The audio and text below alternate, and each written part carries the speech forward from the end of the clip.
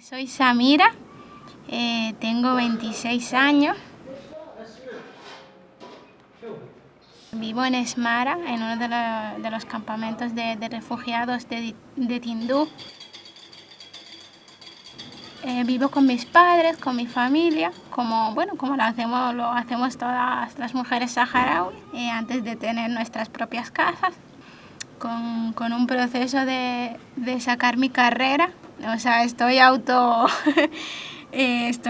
aprendiendo por mi cuenta para luego pues presentarme para un examen de acceso y nada, para ir seguir mi carrera, que quiero ser una abogada.